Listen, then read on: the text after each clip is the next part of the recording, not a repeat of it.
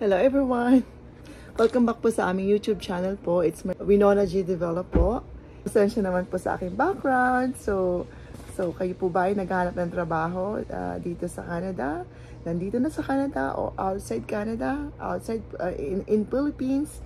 Marami po tayong pag-uusapan ngayon na pwede yung makapulutan ng paraan paano kayo makapag-apply ng trabaho dito sa Canada sa mga kababayan ko na gustong-gusto talaga makapunta ng Canada kasi maraming opportunity po talaga.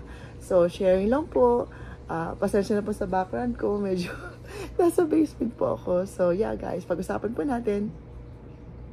Welcome back guys. And hopefully, itong aking update sa inyo ay makapagbigay sa inyo ng pag-asa na muli po kayo mag-apply dito ng trabaho sa Canada.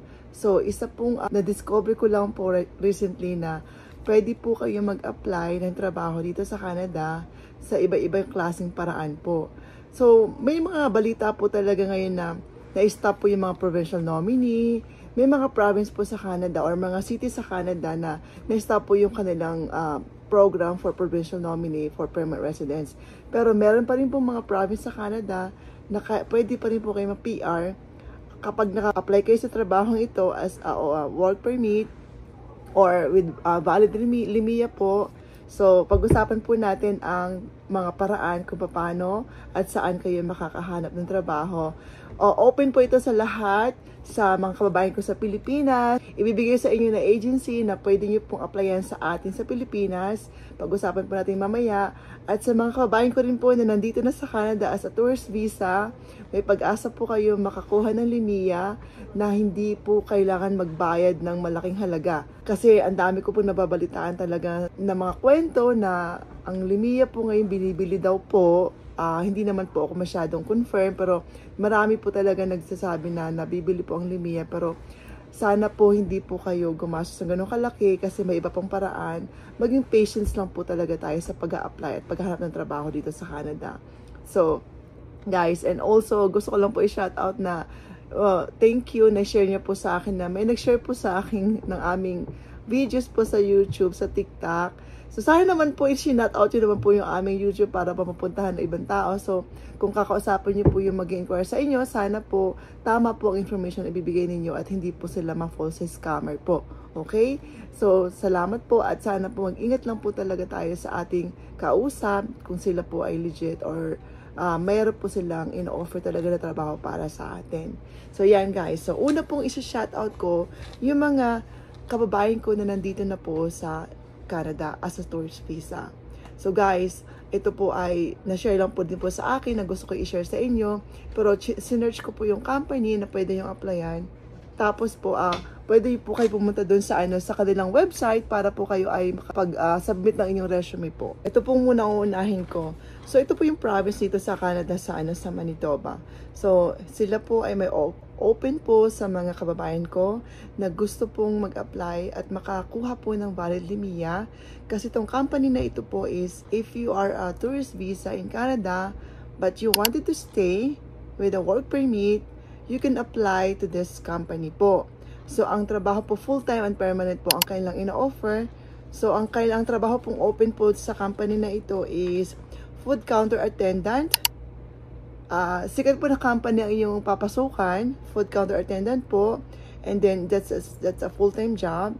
And night watch security. So, kailangan nyo lang po talaga, dapat sana po mas maganda meron kayong experience para po mas maganda po ang mag-stand out po ang inyong resume sa inyong pag-apply. Sundan nyo po itong resume na ito para po at least tama po ang inyong resume na isa-submit sa company. Hindi ko ma-shoutout ang company, just send me an email to inquire about the company. I-share ko po sa inyo para po at least direct nyo po mapuntahan yung company. Para po hindi po ko mapunta kung sino mang inyong kausap. Or kasi doon po sa company website, pwede nyo po isa-upload ang inyong resume directly po. So, ito po sa mga tourists in Canada po na gusto makakuha ng valid LIMIA. Na-share ko na po to privately sa mga kakilala ko na nandito na sa Canada na nag-inquire sa akin na makakuha ng trabaho. So, i-shoutout ko po sa iba pa na para malaman po nila na may pag-asa po kayo makakuha ng work permit dito sa Canada kahit po dumating kayo as a tourist visa po dito. So, dalawang company po ito. Pero I think the owner is only one. So, you can submit your resume sa kanilang website. Or message nyo po ako sa aking Facebook page po para madali ko pong ma-share sa inyo ang company at kung pa saan kayo mag-a-apply. So, yun po ang position again, food counter attendant and night watch security. Dalawang position po yun mga kababayan ko ha. Kaya kung may mga experience kayo sa mga ganong trabaho, apply now and message me sa aking Facebook page.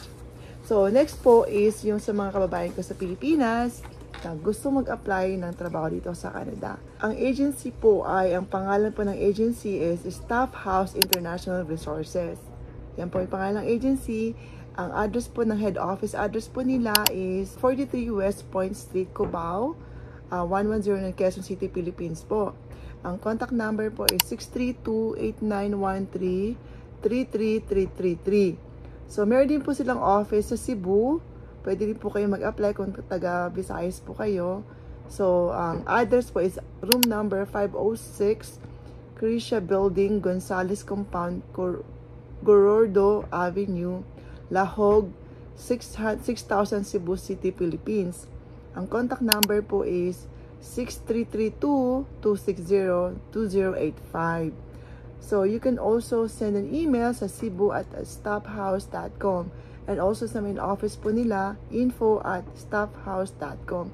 So, dito po sa mga kababayan ko sa Pilipinas na gusto mag-apply, ang mga trabaho pong open po sa agency na ito is the following. Nag-hire po sila going to United Kingdom, Saudi Arabia, New Zealand, Japan, Germany, Fiji, Austria, and also Canada.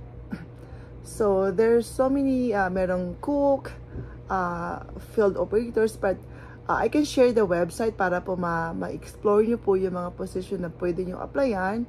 O may registered nurse din po na pwede nyo, kung gusto nyo po mag-stepping stone, and then after sa ibang bansa, you can come apply to Canada. Waiters, meron pong open. Ang dami po tayo sa Japan, yung mga building cleaners, meron po. Explore natin more para at least makita natin ang mga qualification dapat yung applyan. Yan, Saudi Arabia. Massage therapy sa Saudi Arabia may open po. Heavy equipment electrician, auto electrician po, open din po sa Saudi Arabia. So from Saudi Arabia, you can apply sa agency dito sa Canada po. Sa akin, at send nyo lang po ang iyong resume sa aking email address, mavelfrias14@gmail.com. Kung gusto niyo po mag-stepping stone, papunta dito. Kasi open din po ang heavy equipment mechanics and auto body electrician. Open din po dito sa agency na. So, anong kailangan niyo po i-ready sa Pilipinas po, sa mga kababayan ko, para po makapag-apply kayo sa agency nito. Bago kayo pumunta sa agency, you have to have the following. So, you have to have the resume and pre-qualification po kailangan niyo pong gawin. Applicants match the ideal job position. Kailangan po talaga job po. Match po yung iyong experience at mag-match po rin po ang iyong qualification sa apply niyong trabaho. So, employer's interview, face-to-face po yung online. So, yan po, tandaan niyo po. Pag interview po talaga, face-to-face, nakikita niyo po yung nag-i-interview sa inyo. Hindi lang yung voice, calls, parang ganon. So, kailangan po face-to-face. Tapos, after the job offer and acceptance na po, and then, yeah, magsisimula na po kayo ng processing. So, kailangan po may resume, passport. Of course, kailangan may passport kayo, ha? Yan. So, ito po yung Staff House International Resources po. So, in Canada, send your inquiries sa aking Facebook page or send me an email sa aking email address. Tingnan ko rin po ang inyong resume kung pwede kayong qualify. Kasi para po ma-forward ko sa inyo ang company na inyong applyan at i-upload nyo po ang inyong resume directly sa company. Hopefully guys, makakuha kayo ng mapili kayo, kaya gandahan nyo po ang inyong resume, ayusin nyo po mabuti, and also kailangan po ang inyong resume is yung may job description sa inyong mga job requirements, lagi nyo pong tatandaan at kung ano po yung current job nyo po na ginagawa ngayon. So, kailangan po mag-match po sa iyong i-apply yung trabaho. So, yun lang po aking update po sa inyo. Marami pa po akong gustong i-share sa mga kababayan ko rin po na nandito na sa Canada. So, open work permit kayo kung meron din po akong pwedeng i-share na mga pwedeng applyan dito sa Canada. So, just message me lang po sa aking Facebook page or email. And if you were in Canada, just send me your contact number so I can call you, so we can discuss kung paano as mas madaling paraan. So, yan po. Thank you so much for watching. Don't forget to like po sa aming YouTube channel. It's Winona G. Devola. And don't forget to like and subscribe. Maraming salamat po sa iyong tiwala. At hopefully, kayo po ay isa po sa mga successful candidates na papunta dito sa Canada. Good luck sa iyong application. Good luck. Bye for now.